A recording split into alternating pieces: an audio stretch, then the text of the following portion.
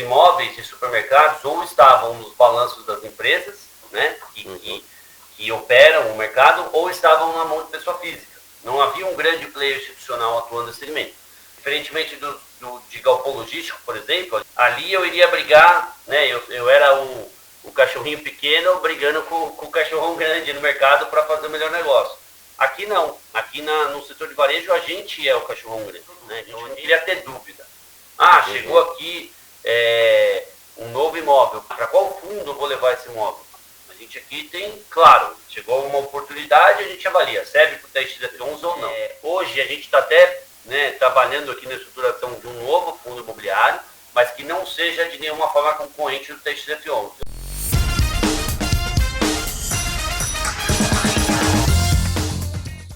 Mais uma entrevista especial de 60 minutos e, de novo, eu vou fazer uma das coisas que eu mais gosto de fazer aqui nos 60 minutos, que é conversar com gestor de fundo de investimento, é conversar com quem trabalha no mercado financeiro. E hoje eu tenho o prazer de conversar com o gestor de uma asset, de uma gestora, que é focada em fundo de investimento imobiliário, em FII. E o que mais me chama a atenção é que, enquanto a gente ouve muitas vezes meio que uma regra de bolsa de que cuidado com os fundos monoativos, é uma gestora que é monofundo, porque eles focaram todas as energias e focaram toda a atenção em um fundo imobiliário, que é o TRX-F11. E eu tenho o prazer de conversar aqui nos 60 minutos com sócio e membro do Comitê de Investimentos da TRX Gestora de Recursos, Gabriel Barbosa. Gabriel, muito boa tarde. Boa tarde, Arthur. Obrigado pela oportunidade de estar aqui. Para a gente, muito importante poder conversar aqui sobre a TX, sobre o TXF11. O fundo superou a marca aí de 165 mil investidores recentemente. Então, esse tipo de canal para a gente é muito importante para a gente conseguir, né, passar o que a gente tem de estratégia, o que a gente pensa, né, que faz sentido para o TXF11. A gente tem que escrever um relatório gerencial, né, todo mês, em que a gente passa algumas mensagens, mas essa conversa aqui, cara a cara, vamos dizer assim, é essencial para a gente. Então, mais uma vez, obrigado pela oportunidade. O Gabriel, que esteve em Criciúma faz 2 semanas, fez uma apresentação aqui dentro da Wise BTG, uma apresentação do fundo, e antes de a gente entrar na história da TRX, de como é que chegou nesse ponto de focar a equipe toda num fundo só, eu queria ouvir de ti sobre o TRX F11, que eu sei que é um fundo muito procurado, é um fundo que as pessoas buscam bastante, não é à toa que tem esses milhares de cotistas. Como é que ele é formado, o TRX F11? Quais são os imóveis que tem dentro dele? Qual que é o foco do fundo? Embora o TXF11 tenha um regulamento, né, que estabeleça que ele é um fundo híbrido, ou seja, ele pode investir, ele é um fundo de tijolo, né, mas um fundo híbrido, ele pode investir em qualquer ativo que seja comercial. A gente se especializou aqui desde do início do TXF11, que foi em outubro de 2019, a gente acabou se especializando num nicho de mercado que são grandes lojas de varejo, né? Então, a gente, no fundo, hoje tem 55 imóveis, todos eles grandes lojas de varejo. O que são grandes lojas de varejo, né? Então, a gente está falando de supermercados, estamos falando de atacadistas, estamos falando de lojas de material de construção. Esse é o tipo de imóvel que a gente percebeu ao longo do tempo que o TXF11 foi, né, ganhando escala nesse tipo de imóvel, onde a gente conseguia gerar as melhores oportunidades e gerar mais valor para os investidores do TXF11, porque esse era um segmento que era subrepresentado nos fundos imobiliários, né? Não existiam vários fundos imobiliários fazendo isso. Então, na medida que o TXF11 chegou e ele ganhou porte, a gente conseguiu arbitrar muito bem esse mercado, e aí a gente, né, como a gente hoje é o maior investidor institucional nesse segmento, a gente acaba conseguindo gerar as melhores oportunidades nesse segmento. Então, reforçando, né, o TXF11 não é um fundo de varejo, mas ele está um fundo de varejo, e mais do que varejo, é esse varejo que a gente chama aqui de varejo essencial, em que as lojas, né, os imóveis, eles são considerados big box, né, que são construções simples, onde o valor está muito ligado ao terreno, que são grandes terrenos localizados em centros urbanos que tendem a se valorizar no médio e longo prazo acima da inflação. Então, essa é a nossa cabeça aqui, e hoje o TXF11 é 100% formado por esse tipo de imóvel. Inclusive, não é só varejo, mas é varejo pouco discricionário, né? Discricionário que é o da escolha, não é um varejo de fast fashion, de roupa e tal. Exatamente. Pão de Açúcar é mercado, Açaí é atacadão, que entra meio que na dinâmica do mercado. O Grupo Mateus é um grande grupo de supermercado do Nordeste, se não me engano, né? É lá que eles são mais fortes, né? Exatamente. O Extra também é atacadão.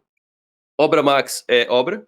A Leroy Merlin é obra também, é casa, e o Carrefour é supermercado também. Então, é varejo em basicamente dois setores, né? Os mantimentos do dia a dia e o cuidado da casa, né? Esse portfólio ele foi se construindo assim, ou vocês viram a oportunidade no setor e procuraram no setor esses imóveis? Quando a gente começou o fundo em 2019, Arthur, a gente tinha essa cabeça de ser um fundo híbrido, né? Então, os primeiros 4 ativos que a gente comprou foram 2 lojas de varejo. Então, uma loja do Açaí e uma loja da Sodimac, que era uma loja de material de construção, e 2 galpões logísticos, né? Um ficava no Rio de Janeiro e um ficava na região metropolitana de Fortaleza. Logo na sequência da IPO, a gente fechou uma operação muito grande com o Grupo Pão de Açúcar, que na época abrangia as marcas Pão de Açúcar, Açaí e Extra. E a gente comprou de uma vez 39 lojas. E aí o nosso fundo, como eu disse, ficou grande nesse segmento, né? Era um segmento que haviam poucos investidores institucionais olhando para esse segmento. Os imóveis e supermercados ou estavam nos balanços das empresas, né, que operam o mercado, ou estavam na mão de pessoa física. Não havia um grande player institucional atuando nesse segmento. A gente percebendo isso e ganhando escala, aí a gente conseguiu ver que aqui era um caminho em que a gente conseguiria gerar as melhores oportunidades, originar as melhores oportunidades para os nossos investidores. Era onde a gente conseguia gerar mais valor. Diferentemente de galpão logístico, por exemplo, a gente tem 5, 6, 7 fundos grandes já fazendo esse tipo de mercado há muito tempo, né? Então, ali eu iria brigar, né? Eu era o cachorrinho pequeno brigando com o cachorrão grande no mercado para fazer o melhor negócio. Aqui não. Aqui no setor de varejo, a gente é o cachorrão grande, né? Então, a gente consegue, as empresas nos procuram para fazer negócios. A gente fez um primeiro negócio com Pão de Açúcar, logo na sequência fizemos com Açaí. A gente fez os primeiros negócios com Obra Max, Leroy Merlin, logo na sequência já fizemos novos negócios com eles. A gente fez um primeiro pacote de lojas do Mateus em 22, já fizemos um segundo em 23 e estamos olhando mais coisa para fazer com eles. Então, é um negócio que ele vai se replicando, então tem uma originação natural desse tipo de ativo na medida que a gente vai crescendo. Então, não foi uma coisa que a gente se planejou para fazer, foi uma coisa que simplesmente aconteceu e a gente percebendo essa dinâmica, né, que a gente estava grande, que a gente conseguia gerar as melhores oportunidades aqui nesse segmento, a gente não quis brigar com a sorte, né? Vamos seguir aqui, porque é aqui que está dando certo e vamos continuar fazendo isso. E até porque a gente recebeu o respaldo do mercado, né? Não à toa, o fundo tem 165 mil cotistas, a TX é uma gestora de nicho, né? Uma gestora que hoje é a gestora única e exclusivamente do TXF11. Então, para a gente ter 165 mil investidores é uma marca muito importante, muito relevante. Então, esse respaldo que a gente teve no mercado, né, dos investidores, pessoas físicas gostando dessa tese, fez com que a gente, né, tivesse esse foco, né, e por isso a gente se transformou no maior fundo desse segmento na B3. Gabriel, algo que eu consolido cada vez mais na minha cabeça quando eu vejo gestores falando, principalmente quem está no mercado há muito tempo, é um certo ceticismo que é necessário ter para sobreviver no mercado. Então tem aquele pensamento de se você está vendo uma grande oportunidade e ninguém está aproveitando, você tem que se perguntar o que você não está vendo, né? Então, baseado nisso, eu te pergunto, vocês viram essa oportunidade, não tinha grandes players nessa área de varejo, e vocês viram que tinha oportunidade. Por que os grandes players não estavam ali? Qual era a dificuldade, a barreira de entrada que vocês encontraram e entenderam que era possível quebrar essa barreira para entrar? Legal. Assim, o o setor de renda urbana, né, que é um setor muito recente nos fundos imobiliários, ele é um setor historicamente que você tem yields menores, você tem dividend yield menores, então você tem cap rates menores. Por quê? Uhum. Como eu disse, esses imóveis do setor de varejo ou estavam no balanço das empresas, né, e aí não tem aluguel, não tem renda, ou estavam com pessoas físicas. E a dinâmica da pessoa física é completamente diferente da dinâmica de investidor institucional ou de fundos imobiliários e de investidores que gostam de fundos imobiliários. Por quê? Porque a pessoa física, quando ela compra, né, uma família que tenha bastante dinheiro, queira comprar uma loja de varejo grande, muito provavelmente ela vai comparar a renda que ela vai receber nesse investimento com a renda dela comprar um apartamento, dela comprar uma sala comercial, que são, historicamente, imóveis que pagam uma renda menor. Né? Se você for pegar o índice de aluguel, o quanto de renda você recebe de aluguel, em média, no Brasil, para residência, você está dizendo que você recebe ali em torno de 4,5% a 5% ao ano, e ainda ser tributado em relação a essa receita, né? Então, tem uma desvantagem dobrada, vamos dizer assim, em relação aos fundos imobiliários, que hoje, na média, pagam ali 8, 9, 10% ao ano, livre de imposto de renda. Então, o setor de renda urbana é um setor que você consegue yields menores. Como que a gente viabilizou, né, essa aquisição e conseguimos entregar para o investidor de fundo imobiliário que pede mais yield, o yield satisfatório para ele aderir à nossa estratégia aqui? A gente se utilizou de um instrumento de alavancagem financeira, né? Então, a gente comprou esses imóveis basicamente em 19, 20, 21, grande parte dos nossos imóveis aqui. E nessa época o CDI estava lá embaixo, né? Estava 4, 3, 2% ao ano, né? Que era uma condição que hoje a gente parece utópica, né? Parece mentira se alguém contar. E nessa época as taxas de juros dos títulos indexados à inflação, como a NTNB ou os CRIs, eles eram bem mais baixos. A gente fazia aqui emissão de CRI com taxa de IPCA mais 4,80. Hoje, uma NTNB, que em tese é o ativo livre de risco, comparável, está pagando 6,20, 6,30 além do IPCA, né? Então, é muito diferente o cenário. Então, a gente conseguia comprar esses ativos num cap menor, que era o cap de mercado, né? Só que, ao mesmo tempo, como eu trazia valor presente, o fluxo financeiro daquele contrato de locação, eu conseguia fazer uma engenharia financeira aqui, uma estruturação financeira, em que o dividend yield na ponta para o investidor era maior. Então, eu comprava imóvel com cap de 7,5 e conseguia entregar na ponta 8, 8,5 de dividend yield, o que lá em 2019 e 2020 era excelente, porque os fundos de tijolo estavam pagando ali 7, 7,5. Então, foi essa engenharia financeira que fez com que a gente conseguisse comprar um portfólio em que os caps eram menores e, ao mesmo tempo, gerar um dividend yield acima da média de mercado. Sim, Foi aí que veio o pulo do gato, cara. Foi aí que veio o pulo do gato. E tu falou de 18, 19 foi quando vocês compraram. E aí veio 2020.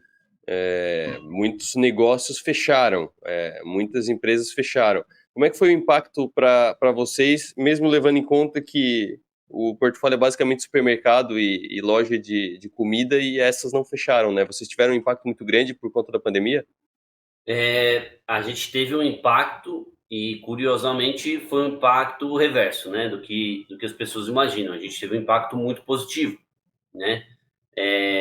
Enquanto todos os imóveis, né, shoppings, lajes, até os galpões logísticos no início, né, depois os galpões logísticos também se beneficiaram por conta do crescimento do e-commerce. Mas, no primeiro momento, os galpões logísticos também pararam, né? Então, tudo isso fez com que os fundos imobiliários de tijolo tivessem uma lacuna ali, né?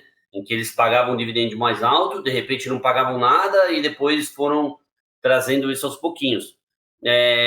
O TXF11 não teve nenhum degrau de distribuição de rendimento, nenhum. A gente, por conta da pandemia, né? Pelo contrário, os nossos inquilinos, foi a época para os nossos inquilinos em que eles mais faturavam, né? O açaí, o pão de açúcar, as lojas de material de construção, elas tiveram um crescimento nas vendas de 20%, 30% no ano de 2020, o que para eles não é comum, né? Porque como é um setor mais perene, o setor mais chato, vamos dizer assim, né? Ele tem o crescimento dele ali mais ou menos em linha com a inflação todo ano, porque é o não discricionário que você comentou, né? A pessoa precisa Isso. comer. Então, vai acompanhando ali os preços, a pessoa precisa comer, precisa passar no mercado, precisa fazer compras, enfim.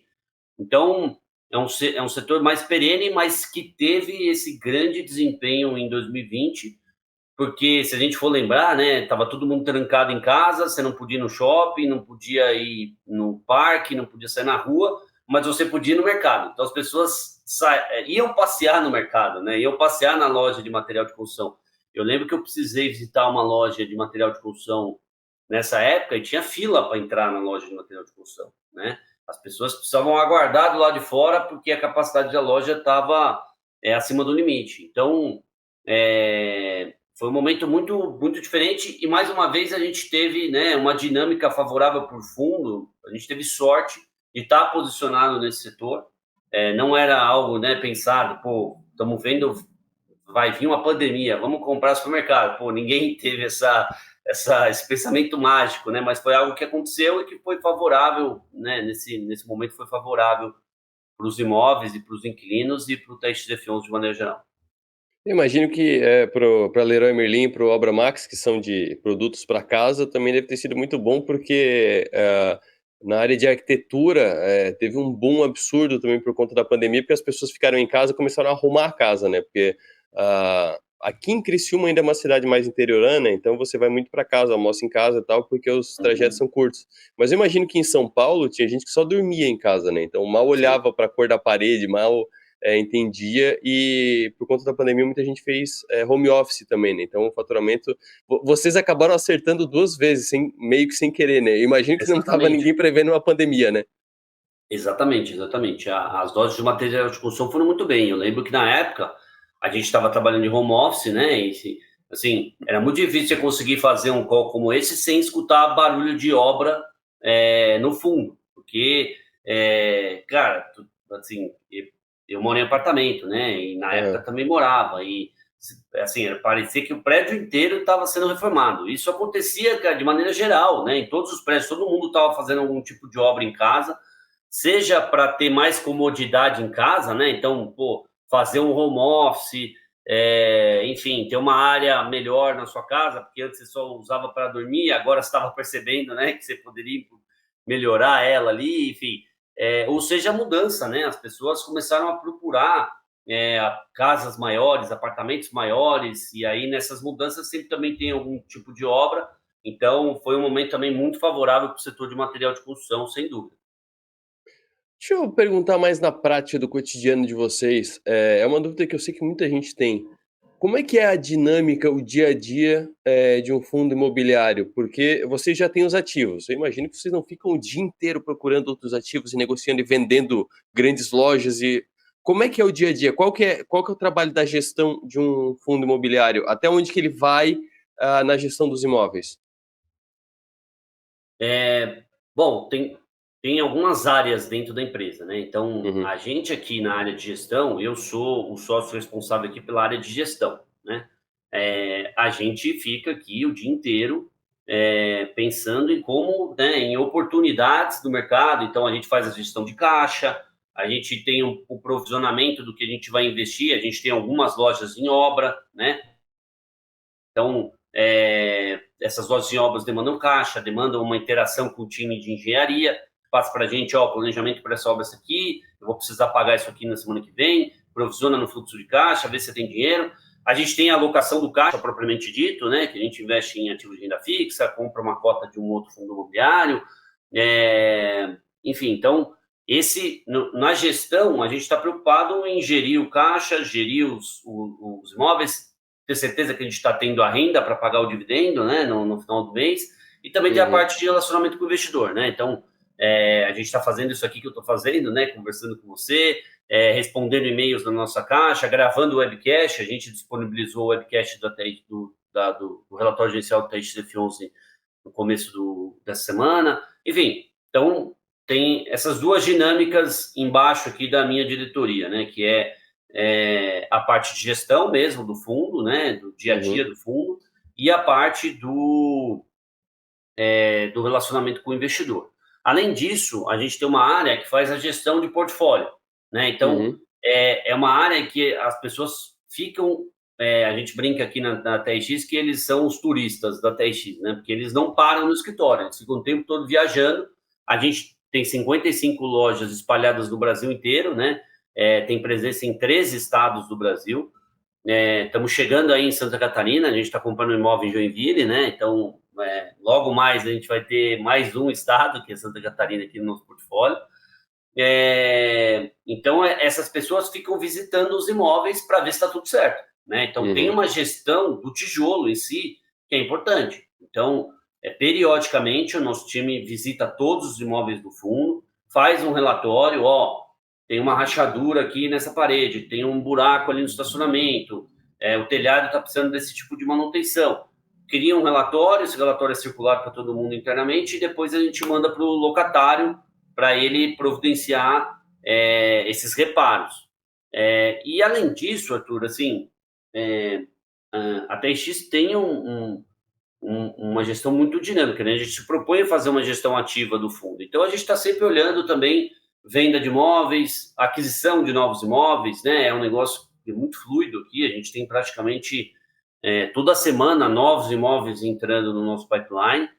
E aí a gente tem um comitê de investimentos, que é formado pelos sócios da TRX. São 5 sócios, os 2 sócios fundadores, eu, o controller e o diretor jurídico. E aí a gente se reúne todo dia, às 9 da manhã, inclusive eu estava nessa reunião antes de vir para cá, em que a gente debate ali as decisões estratégicas, né? Então, chegou uma proposta para a gente vender um imóvel, faz sentido ou não? Qual o preço? Então, a gente fica discutindo isso lá no comitê. Chegou um novo imóvel aqui que foi oferecido para a gente, faz sentido ou não? Então, isso também faz parte da nossa rotina aqui e é nesse comitê que a gente toma as decisões estratégicas do fundo. Sobre o fato de ter um fundo como foco da gestora, isso aconteceu naturalmente ou foi uma decisão deliberada de menos é mais e vamos focar num só? Cara, foi uma decisão. Foi uma decisão. A gente, contando um pouquinho do histórico da TX, né? A gente é uma empresa de 2007, foi fundada em 2007, já com braço imobiliário, né? Então, a gente nasceu fazendo operações imobiliárias de build-to-suit e de sale-leaseback. São esses contratos longos, né? Que você faz o imóvel sob medida ou loca de volta depois de comprar o imóvel para o próprio locatário, né? Que você faz contratos atípicos de longuíssimo prazo. Então, a gente tem uma expertise nesse tipo de imóvel porque a gente já faz esse tipo de operação desde 2007. Na época, a gente não começou fazendo isso em fundos imobiliários listados, porque nem existia esse mercado, né? A TRX listou o primeiro fundo dela em 2010, e em 2010 a gente tinha 15 mil investidores na bolsa para fundos imobiliários. Hoje a gente tem 2 milhões e 700 mil, é uma realidade completamente diferente, né? Mas o que a gente se propôs a fazer aqui, com essa nossa capacidade de originação, quando a gente estava ali em 2018, 2019, a gente tinha quase 30 veículos de investimento. E isso trouxe uma complexidade aqui na gestão do fundo, dos fundos, né, dos produtos e da empresa muito grande. Então, a gente passou por um processo de reestruturação muito relevante entre 18 e 19, e aí a gente se reposicionou no mercado como uma gestora única e exclusivamente de fundos imobiliários, e mais do que isso, de um fundo imobiliário só. A gente queria usar toda a nossa capacidade de originação de grandes imóveis locados para grandes empresas e direcionar isso para um único produto. A gente não queria ter dúvida. Chegou aqui um novo imóvel, para qual... para onde que eu vou direcionar, né? Para quem que eu vou encaminhar? Para qual fundo eu vou levar esse imóvel? Não. A gente aqui tem, claro, chegou uma oportunidade, a gente avalia, serve para o TXF11 ou não. Hoje a gente está até trabalhando aqui na estruturação de um novo fundo imobiliário, mas que não seja de nenhuma forma concorrente do TXF11. Ou seja, a gente quer que seja um fundo híbrido de papel, assim como o TXF11 é um fundo híbrido de tijolo. Então, nesse outro fundo, a gente vai poder comprar CRIs, outros fundos imobiliários, ações de empresas imobiliárias listadas em bolsa, fazer algum tipo de incorporação residencial, enfim, que a gente não pode fazer no TXF11. Então, esse talvez seja o passo adicional, né? A gente está há 5 anos só fazendo TXF11 na TX. E agora estamos pensando nesse novo produto, mas, cara, você vê que como tudo é muito bem pensado, muito bem elaborado, porque a gente não quer ter mais aquela complexidade que a gente tinha no passado, em que a gente tinha mais de 30 veículos de investimento. A gente quer ser focado e a gente entende que assim a gente gera mais valor para o cotista e, consequentemente, gera mais valor também para a TX como empresa. E esse novo fundo, em que estágio que ele tá? Ele tá no projeto ainda? Ele já tá com captação? Como é que ele tá? A gente, assim, ele está praticamente estruturado, né? A gente já tem fechado aqui o regulamento, quem vão ser os prestadores de serviço, enfim, o que é a tese, política de investimento. Só que a janela de mercado agora ela é muito desfavorável, né? A gente está passando por um momento de mercado de turbulência, né? Os juros futuros abriram muito e fez com que a gente segurasse um pouquinho esse projeto. A gente tem conversado, né, com algumas casas de distribuição, alguns investidores estratégicos para tentar colocar o produto de pé, mas a gente, ao mesmo tempo, não está tão incisivo nisso, porque a gente reconhece que o mercado tá mais difícil, né? Então, a gente está deixando o produto inteiramente preparado e aí, no momento que a gente tiver uma janela de mercado mais favorável, a gente deve sair com ele para captação. Eu queria puxar um assunto que a gente tratou aqui em Criciúma, depois da tua apresentação aqui na Wise, que é a primeira dúvida que me apareceu quando eu vi o portfólio da TRX. O varejo está apanhando muito, mas muito. Muitas empresas de recuperação judicial, americanas, a Via Varejo, muitas. Eu acho que a que está menos apanhando das grandes é a Magazine Luiza, mas também tá bem complicado. E aí é basicamente o varejo o foco de vocês. Como é que esse risco que a gente está vendo entra na análise de vocês para os imóveis? A gente acompanha, Arthur, isso muito de perto, né? A gente está o tempo todo acompanhando aqui a qualidade do crédito, do balanço dos nossos inquilinos, né? Uhum. Hoje, no teste CFA11, a gente só tem empresas que são consideradas high grade, ou seja, de baixo risco de crédito, até por agência internacional de risco de crédito, né? O Açaí é AAA, o Carrefour é AAA, o Mateus é AAA, o Pão de Açúcar é AA, mas também é um excelente rating de crédito. E Leroy Merlin e Abramax não são listados, não tem rating de crédito, porque eles não publicam balanço, mas a gente teve acesso ao balanço e sabe que são empresas muito sólidas. Então, a gente acompanha isso de perto, mas o que a gente vê é que tem uma diferença, né? A gente aquilo que você falou de varejo discricionário e não discricionário. A pessoa não tem opção de se alimentar, né? De não se alimentar, ela precisa se alimentar. Então, isso quer dizer que ela precisa ir no mercado, ela precisa consumir alimentos, né?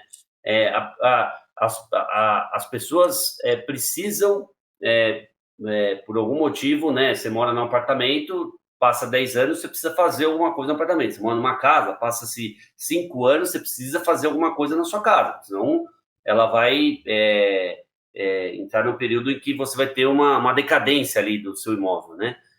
Então, as pessoas precisam ir na loja de material de construção. É algo essencial para elas. Agora, as pessoas precisam trocar de geladeira de 2 em 2 anos? Não. As pessoas precisam trocar de televisão de 2 em 2 anos? Não. A pessoa precisa comprar uma roupa, né? Todo mês ela precisa ter uma roupa nova.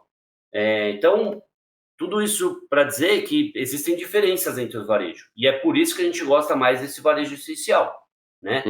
Que é onde a gente vê que a gente tem menos solavancos, né, para as empresas como business, né, como negócio mesmo, em comparação com outros segmentos, que aí você vê que é mais flutuante, né? Se está cansado de ver empresa de varejo vestuário falir, cansado de ver empresa de loja de eletrônicos falir, mas é muito difícil você ver um supermercado falir, né? Geralmente o supermercado que você lembra da infância, ele está lá ainda posicionado no mesmo bairro, no mesmo lugar, continua vendendo igual, enfim. Então, esse tipo de varejo nos deixa mais tranquilo, mas a gente está sempre acompanhando de perto. Né? É algo que está sempre no nosso dia a dia, aqui nas nossas análises. Uma outra questão, tu falou muito de relação com o cotista, com o investidor. Os fundos imobiliários eles não precisam distribuir mensalmente, né? A regra é semestralmente. Se quiser distribuir a cada 6 meses, a lei permite, mas politicamente não é muito interessante, né? E eu notei que o TRXF ele é um fundo que ele mantém uma distribuição e aí em alguns meses específicos ele dá um solavanco, né? Sim. Como é que é definido essa base, esse valor que vai todo mês e esses solavancos eles são do quê? São porque vocês foram muito conservadores na previsão ou são ganhos que acontecem extraordinariamente? São ganhos que acontecem extraordinariamente. Então, a gente tem uma regra no fundo imobiliário, que é isso que você falou, né? O fundo imobiliário ele é obrigado a distribuir 95% do resultado caixa dentro do semestre. Então, em junho, em dezembro, tem um recorte. E aí você vai ver se você distribuiu 95% do seu resultado. O que a gente percebeu ao longo dos anos, sendo gestor de fundo imobiliário, é que uma das premissas mais importantes é previsibilidade. Né? O cotista gosta de saber que ele vai receber aquela renda naquele mês, comparando com o aluguel, né? O aluguel não fica flutuando, você não recebe R$1.000 de aluguel mês e no outro mês 500, né? Geralmente você recebe R$1.000 todo mês. Então, comparando com essa renda imobiliária e associando isso para os fundos imobiliários, a gente percebe que o nosso cotista quer ter essa previsibilidade. Ele gosta de saber que durante um tempo, pelo menos, ele vai ter aquela renda. A gente tem por padrão aqui estabilizar uma renda recorrente, né, que é distribuída no mês a mês, e aí a gente faz, como que a gente define essa renda? A renda que eu consigo manter pelo menos durante o prazo de 12 meses e não ter degrau, né? Então, não ter um degrau para baixo, ou seja, eu tenho segurança que durante 12 meses eu vou conseguir manter essa distribuição. Então, como exemplo, a gente está distribuindo desde junho do ano passado 90 centavos por cota. Todo mês você vai ver que a gente distribui 90 centavos por cota. E aí chegou na virada do semestre, né, em dezembro, a gente tinha vendido algumas lojas do ano passado que geraram um lucro adicional. Então, a gente, para cumprir os 95% de distribuição do resultado, a gente teve que distribuir quase o dobro no mês de dezembro, né? Mas aí em janeiro volta para o normal, volta os 90 centavos. Agora, em julho, né, para o segundo semestre, a gente já anunciou que a gente vai subir a distribuição para 93 centavos. E esse é o patamar que a gente, né, visualizando aqui, é o patamar que a gente entende que é o patamar que a gente consegue manter, pelo menos pelos próximos 12 meses, sem ter nenhum rebaixamento da renda. Além disso, a gente está vendendo imóveis, né? A gente vendeu 2 imóveis no começo do ano e estamos vendendo mais 8, que essa venda deve ser concluída ainda nesse mês. Então, isso vai fazer com que a gente também tenha um ganho extraordinário, que deve ser distribuído parte em junho, parte em dezembro. Então, esse é o racional que a gente tem por trás aqui, tentando sempre dar o máximo de previsibilidade para o nosso investidor, Arthur. Maravilha. Gabriel, muito obrigado pela atenção com a gente, muito obrigado por ter explicado um pouco desses bastidores dos fundos imobiliários, porque boa parte dos investidores só vê o ticker e o preço e o provento entrando, né? Mas não entende exatamente como é que funciona a dinâmica de um fundo imobiliário, que eu achei muito interessante a tua explicação, porque é basicamente aquele tiozinho que muita gente faz piada, que é o tiozinho que tem 4 apartamentos e tem que ficar arrumando as goteiras dos apartamentos, né? Que ele aluga para os outros. Então tem muito disso na gestão do fundo imobiliário, né? Sim, tem dúvida. A gente precisa cuidar do tijolo, cara. Assim, tijolo deprecia, né? Se você não estiver ali cuidando, você vai perder valor no seu investimento. Então, essa é uma das áreas mais importantes aqui na TX também. Maravilha. Muito obrigado pela atenção. Um abraço, até a próxima. Eu que agradeço. Um abraço.